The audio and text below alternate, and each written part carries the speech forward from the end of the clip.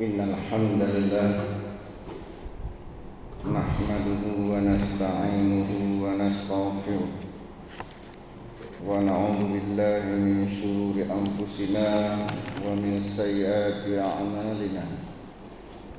May yahdihillahu fala mudilla lahu wa may yudlil fala hadiya lahu. Allahumma shalli wa sallim wa barik ala Muhammad wa ala alihi wa ashabihi ajma'in. Hamba Allah Masjid Haji Ja'far Hanafiyah Kampus Universitas Muhammadiyah Aceh yang dimuliakan oleh Allah, pada pagi yang berbahagia ini kita lanjutkan pengajian dengan saya. Kita akan membahas kitab Riyadhus Shalihin bab muraqabah. Sebenarnya yang diumumkan Jumat tadi Bapak Rektor kita Dr. Haji Aslam Nur MA, tapi beliau ternyata masih dalam keadaan kurang sehat, maka kami ganti tukar dengan beliau. Saya sebenarnya kena Sabtu ketiga setiap bulan, beliau Sabtu kedua, jadi ini Sabtu kedua. Jadi insyaallah pada Sabtu ketiga nanti yang akan mengisi adalah Bapak Dr. Aslam MA. Hamba Allah, babul muraqabah ini, muraqabah artinya secara sederhana muraqabah itu adalah kita selalu merawat selalu merasa diawasi oleh Allah. Jadi muraqabah itu Allah itu dekat. Kita merasa selalu diawasi oleh Allah Subhanahu wa ta'ala. Kemanapun kita pergi, bagaimanapun keadaan kita dan apa yang kita lakukan, Allah mengawasi kita. Dalam kitab ini, kitab Mukhtasar Riyadhus Shalihin ini yang ditulis oleh Imam An-Nawawi, menyebutkan firman Allah qallallahu ta'ala alladzi yaraka hina taqum wa taqallubaka fis sajidin. Surat Asy-Syu'ara ayat 218 dan 219. Artinya alladzi yaraka, Allah melihat kamu, hina taqumu, ketika kamu mendirikan salat, wa taqallubaka fis sajidin, dan Allah melihat gerakan sujudmu. Ini firman Allah. Ternyata dalam ayat ini Allah khusus melihat kita salat. Di antaranya Allah ternyata mengkhususkan melihat hamba-hambanya salat, khususnya sujud. Khususnya sujud. Kenapa? Kenapa sujud ini sangat diperhatikan oleh Allah? Karena dalam hadis yang sahih disebutkan bahwa saat yang paling dekat seorang hamba dengan Tuhannya adalah ketika sujud. Aqrabu ma yakunul 'abdu min rabbih fa huwa sajidun fa aktsirud du'a. Saat yang paling dekat seorang hamba dengan Tuhannya adalah saat dia sujud. Fa aktsirud du'a, maka perbanyaklah doa ketika sujud. Ya. Jadi sujud saat kita paling dekat dengan Allah dan saat kita paling pasrah kepada Allah. Aqrabu ma yakunul 'abdu min rabbih fa huwa sajidun fa aktsirud du'a. Maka sering orang bilang, "Ikah sujud mentoh angkat ting ke Allah." Enggak ada. Kamu rukuk saja enggak pernah kepada Allah. Nah, aku pegang. Orang pasti bilang, "Kamu sujud pada Allah enggak mau." Maksudnya enggak mau salat. Tak ada, kamu iktidal aja enggak mau. Enggak ada orang bilang kan. Sekarang orang bilang, kamu iktidal aja dengan kepada Allah enggak mau, tapi sujud angkat ting kah betul-betul plat misalnya. Sujud. Dan Allah memperhatikan sujud kita. Nah, bagaimana kita sujud yang sebenarnya? Hamba Allah, kita sujud kata Nabi pada 7 anggota badan. Nah, sebagaimana hadis yang diriwayatkan Imam Bukhari, Muslim dan lainnya dari Ibnu Abbas, kata Ibnu Abbas, ya, Nabi sallallahu alaihi wasallam, dari Nabi sallallahu alaihi wasallam qol, di mana Nabi sallallahu alaihi wasallam bersabda, umirtu an asjuda ala sab'ati a'dumin. Kata Nabi, umirtu an asjuda, aku diperintahkan oleh Allah untuk sujud an sab'ati a'dumin, pada 7 anggota badan. Apa saja? Nabi mengatakan ala jabhati wa asyara biyadihi ala anfihi. Jadi kata Nabi mengatakan yang pertama adalah kening, ala jabhati, ala jabhati, kening, wa asyara bi anfihi ala, wa asyara biyadihi ala anfihi. Maksudnya apa? Kening dengan ujung hidung itu dianggap satu. Ya. Ala jabhatin wa asyara biyadihi ala anfihi. Rasulullah mengatakan yang pertama kening, dan beliau menunjuk juga hidung. Berarti kening dan hidung itu satu dan harus kena tempat sujud. Jadi baik mana, baik ujung, baik kening mentang, yang lagi melengkuk mana hidung hana kena. Ma ustaz, hana dipel kon tu. Oh, kecium ke mah, macam balah harganya. Nah. Yang kedua, wal yadaini. Kedua tangan. Sudah berapa? Satu, ini yang satu. Wal yadaini, 2 tangan, 3. Warukbataini, kedua lutut. Duduklah, 5.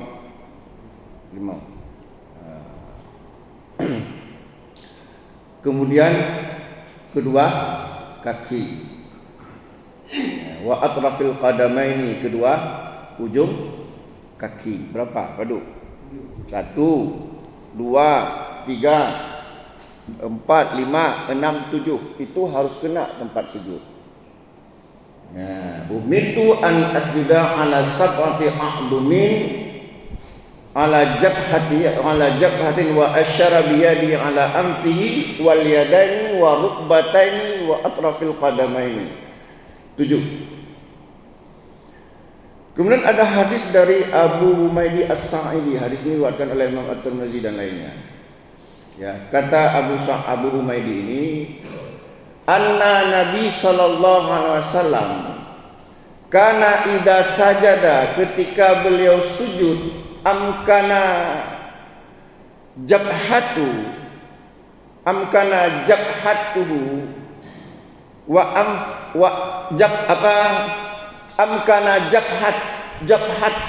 wa anfahu minal ardi wa nahha yadani an jambaihi, ya, wa wada'a kaffaihi haswa mankibaihi. Apa artinya?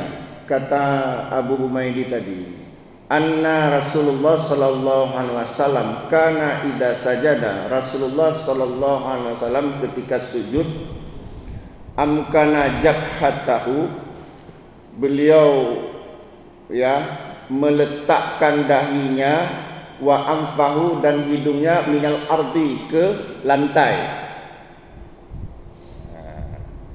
wa nahayadaihi an jambaihi, kemudian menjauhkan tangannya dari rusuk. Jadi baik tak dempet mana, menjauhkan tangannya dari rusuk, dari apa namanya ni, samping ini, ya, samping. Wa wada'a kaffaihi, dan Rasulullah meletakkan kedua tangannya haswa mankibaihi, setentang dengan bahu. Jadi kita sujud, ya. Ini kita jauhkan. Tapi kalau kita berjamaah jangan terlalu begini. Jangan ambil hadis seperti lewat anak kambing. Kambing rumah itu nak tu. Tapi kalau jamaah sekedarnya saja. Yang penting jangan kita rapatkan. Jangan kita rapatkan ke sisi lambung ini.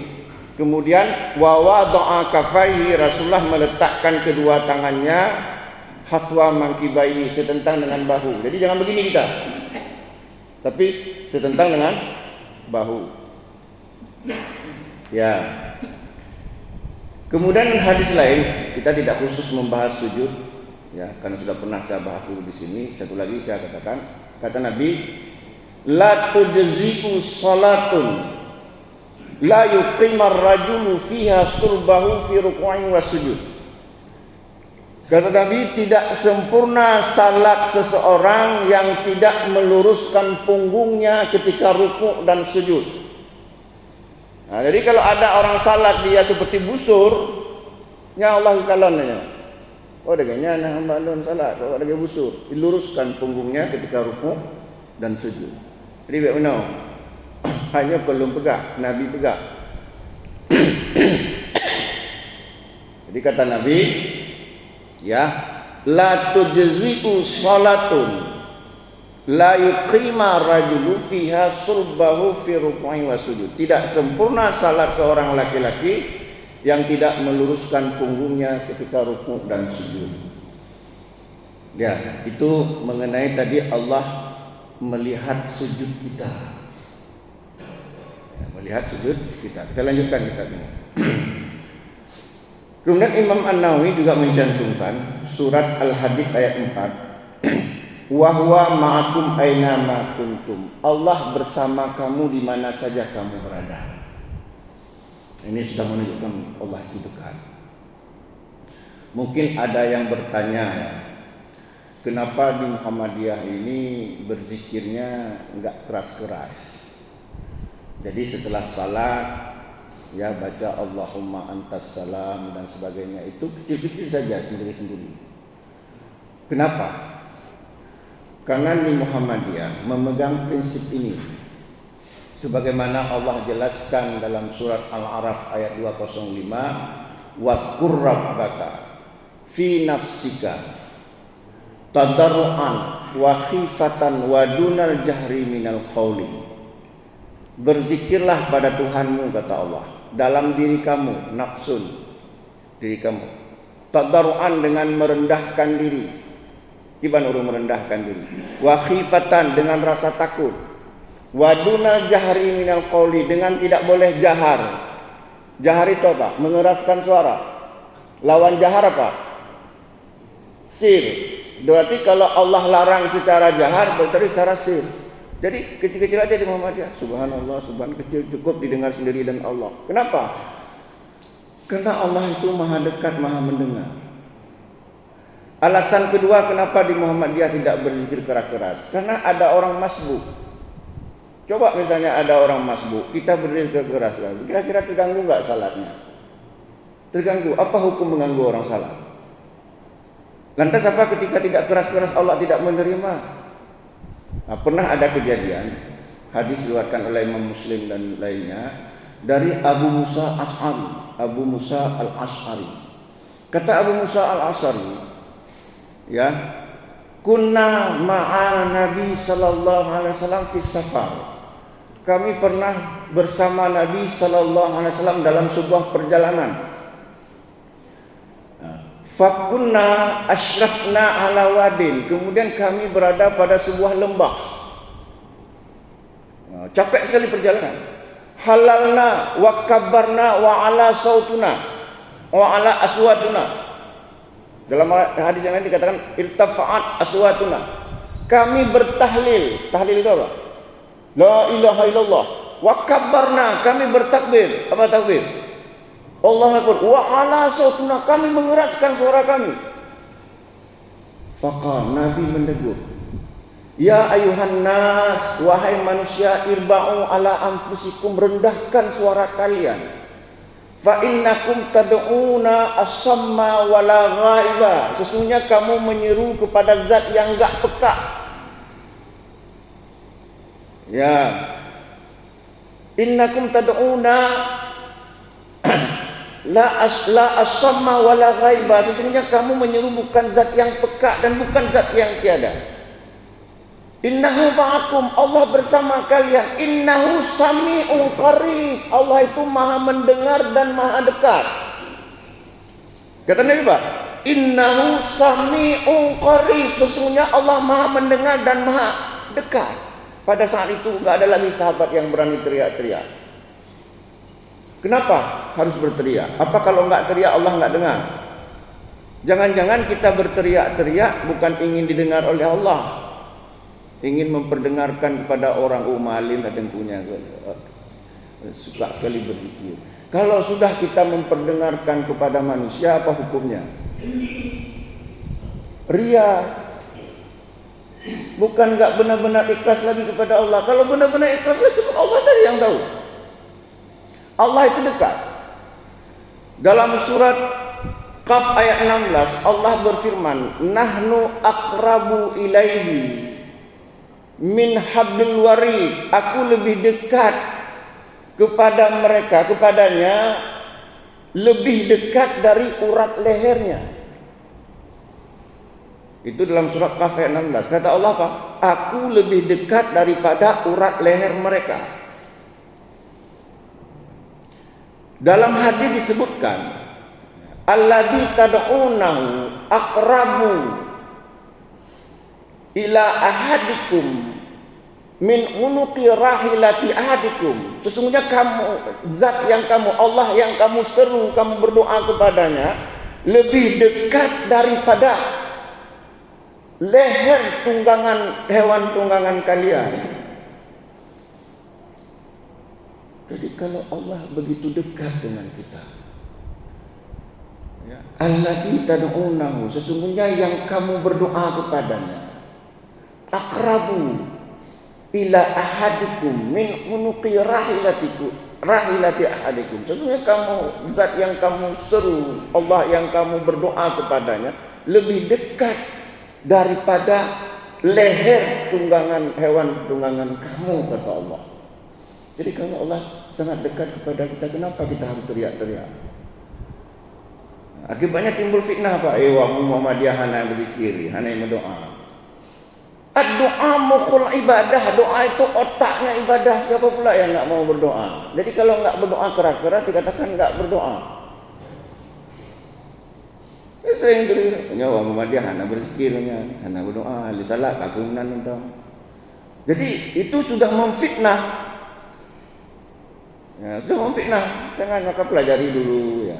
Makanya di kampus ini ada mata kuliah ke Muhammadiyahan, diperkenalkan, bukan diajak masuk Muhammadiyah. Masuk Muhammadiyah itu tidak gampang. Harus ikut pengkaderan, kadang-kadang enggak lulus.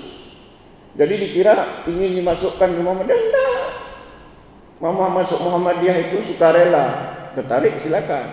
Cuma memperkenalkan. Jadi mata kuliah ke Muhammadiyahan itu memperkenalkan agar tidak salah, jangan salah paham terhadap Muhammadiyah. Beliau ni yang Muhammadiyah yang berdoa, anak berzikir doanya. Dia salah aku mentang-mentang. Ada pula enggak mau berzikir? Siapa pula yang enggak mau pahala? Itulah kira-kira. Gua berdoa, kamu menjawab keluar Aceh. Sikit lagi. Jadi itu alasan kenapa di Muhammadiyah itu berzikirnya tidak keras-keras, karena Allah innahu sami'un qarib. Allah maha dengar, maha mendengar lagi maha dekat. Allah dekat apanya? Zatnya atau apa? Atau pengetahuannya? Nah ini ada juga. Jadi ayat ini, hadis ini disalahpahami oleh sufi sesat. Seperti Ibnu Arabi yang mengatakan apa? Allah itu ada dalam diri kita. Allah bersatu dengan diri kita. Timbul lagi paham wahidatul wujud. Allah ada di mana-mana karena Allah dekat. Bukan zatnya yang dekat, tapi apa juga? Ilmunya, pengawasannya. Kan Allah nah di sini. Kan Allah nah di HP. Apa nama Allah di HP mah? Tapi pengetahuan Allah yang dekat. Timbul pertanyaan, Allah di mana? Nyan bek tanya. Kita tidak mempelajari di mana Allah. Kita mempelajari bagaimana menyembah Allah secara benar. Nyo sibuk Allah di mana? Untuk atena begah Allah di aras, Allah ka bertempat yang kesesat. Allah ada di mana-mana, paham Yudatul Jujur itu panteisme itu ya dari Yunani. Habis mendawa. Lebih bagus enggak usah bertanya di mana Allah. Tanyakan saja bagaimana menyembah Allah secara benar. Bukan manfaat ingin tanya di mana Allah. Ingin mumpuk Allah. Jadi jangan membahas di mana Allah, bahaslah bagaimana menyembah Allah secara benar. Apakah betul tanda sembah Allah? Kepada adanya Allah. Kemudian melamar apa? Inilah kekeliruan umat Islam, sibuk dengan hal-hal seperti ini. Makanya Imam Syafi'i sangat marah terhadap yang seperti ini. Sampai Imam Syafi'i itu mengharamkan belajar ilmu kalam karena sibuk membahas sifat-sifat Allah. Yang anak pula bayangkan kadang-kadang sibuk membahas sifat-sifat Allah. Ya, sampai Nabi mengatakan karihallahu lakum salasan, Allah membenci kepada kalian 3 hal kata Nabi. Yang pertama apa? Qila wa qala, berdalil dengan pendapat-pendapat tidak jelas, ayatnya tidak jelas, hadisnya tidak jelas. Yang kedua wa'idatul mal, menyia-nyiakan harta juga dibenci oleh Allah. Yang ketiga wa kasratus soal, banyak bertanya, kawan-kawan bertanya. Tangan Allah bagaimana? Kepada tangan Allah, tangan donan pemberi sedekah ya. Akibatnya apa? Saling tuding menuding, kata habis-habis. Kadang-kadang sedang azan di masjid mantau mendawa masalahnya. Makanya Imam Syafi'i sangat marah. Jadi sekali lagi, kita di Muhammadiyah tidak membahas di mana Allah, itu urusan Allah sendiri. Kita membahas bagaimana menyembah, beribadah kepada Allah secara benar. Jadi teman-teman, mudah-mudahan ada manfaatnya. Saya berulang. Nabu ya. Atau ada yang ingin bertanya, silakan. Ada yang ingin bertanya.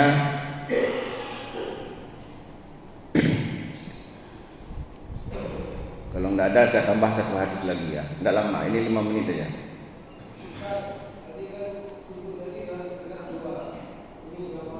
Oh ya.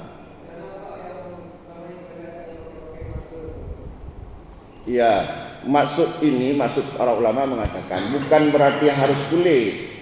Bukan berarti harus kulit. Ya. Nah, bagaimana memang luka di hidung, tebu plaster.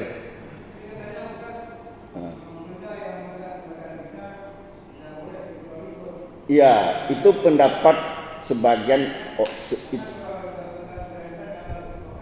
iya betul, itu pendapat sebagian ahli fikih yang menafsirkan harus kulit. Tapi sebenarnya tidak harus kulit. Kenapa? Kadang-kadang dalam kehidupan kita ini ada sesuatu yang harus kita lakukan. Contoh misalnya tadi masker. Misalnya musim Covid. Kan? Karena berpaham harus kena kulit, taploh masker. Cuma dia taploh karena kusuk salah tanya. Ini kadang-kadang Cina Covid-19 nama kerja tidak.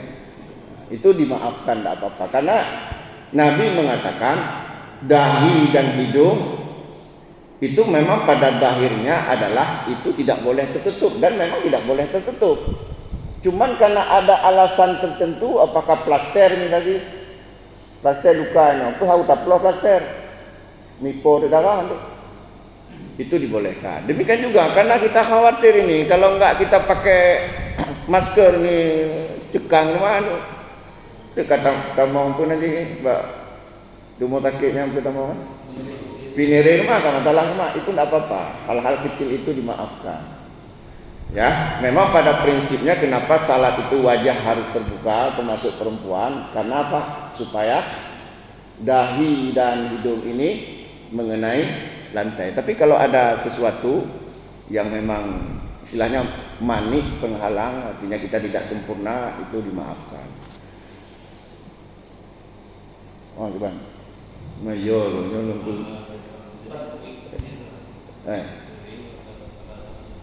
ya.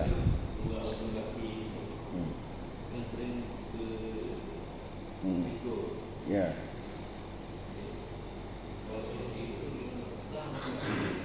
Ya, dalam hadis disebutkan mustaqbila bi atrafil qadaimi al-qiblata. Rasulullah itu menghadapkan jari-jarinya ke arah kiblat, jari-jari kedua kaki. Jadi usahakan kedua kaki itu menghadap kiblat. Tapi sekali lagi menyocumekam kibanda, bek handa pegah. Bek handa pegah. Kenau mantang pi payah po imata itu enggak apa-apa. Ya, kalau nak cuma kap usahakan harus menghadap kiblat. Jangan melekok begini, begini. Kalau begini membelakangi kiblat, tapi harus begini. Tapi ini bukan sesuatu yang membuat salat kita batal. Ini hanya kesempurnaan saja. Kon berarti nyok ada nyok salat ron hana diterima oleh Allah. Kon. Ini hanya kesempurnaan. Nabi mengatakan apa? Sallu kama raaitumuni salli. Sama juga rasan aqibai. Rasulullah itu merapatkan tumit ketika sujud. Matanya kadang-kadang renggang gitu. Nabi merapatkan aqibai kedua tumitnya. Jadi ini begini kira-kira ini. Nah ini rapat sebenarnya kalau kita lihat hadis. Cuma ada juga yang begini, apa lantas sebenarnya salatnya enggak sah. Cuman kurang sempurna. Alhamdulillah katrul. Dengan tanda ketika beliau aqulu bi qouli hadza fastaghfiru innahu ghafurur rahim. Oh ya silakan lupa maaf Pak. Ya.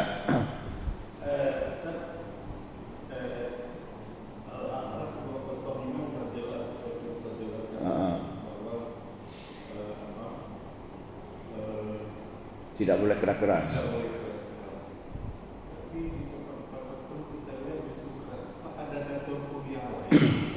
Begini, kita pada prinsipnya itu kita toleransi ya, masahah lapang-lapang. Ya silakan sajalah. Itu amalan mereka. Jangan kita mempersoalkan. Silakan saja. Cuman kita yang ada ilmu seperti ini, jadi cara bilangnya jangan bilang salah. Ilmu bak kamu ada genyo. Cuma naganya mana kamu tuh jangan salahnya yang betul genyo. Yang ke akibat dawa-dawa lebih. Yang nak ilmu bak kamu ada genyo, yang nak ilmu bak kamu hanjit. Menyo cuma ngedonjit silakan. Begitu aja. Ada yang ada ilmu sama kami tidak boleh berzikir keras-keras. Cuma menyodol wadon mungkin ilmu wadon silakan. Akhirnya kan kita mengkupi sama-sama. Tapi coba kita bilang, yang bid'ahnya, hak nak betulnya, dagingnya yang betul. Bek hantar laki kupi, kacau ni joknya. Jadi begitu. Jadi kita apalagi sesama Islam ini utamakan persaudaraan. Ya, rebut hati dulu orang. Orang kalau sudah kita rebut hatinya, yang salah kita bilang betul dulu dia. Betul tak? Orang kalau sudah sayang sama kita, yang salah kita pegah itu betul. Apalagi yang betul. Tapi orang yang benci kita yang betul pegah salah, belum yang salah. Maka jangan timbulkan rasa benci kepada orang, timbul rasa senang. Pegah Muhammadiyah dengan ya partikular. Pegah Muhammadiyah dengan pegah panti asuhan. Muhammadiyah dengan santuni anak yatim. Apa dia? Orang yang tak pegah mana-mana tapi pegah partikular santuni anak yatim tanya yang tak boboknya apa yang kata pegah untuk umat. Akhirnya membalik keadaan. Ini dengan cara dakwah. Namanya dakwah bilhal. Dakwah dengan perbuatan. Kita nak tanya tajuk bu. Jadi mungkin orang kita nak tanya kalau tajuk bu. Ya, kita nak tanya tajuk bu. Dia tajuk bosok maka kita nak. Ya, itu saja Pak ya. Mudah-mudahan ada manfaatnya. Aqulu biqouli hadza fastaghfiru innahu ghafurur rahim. Wassalamualaikum warahmatullahi wabarakatuh.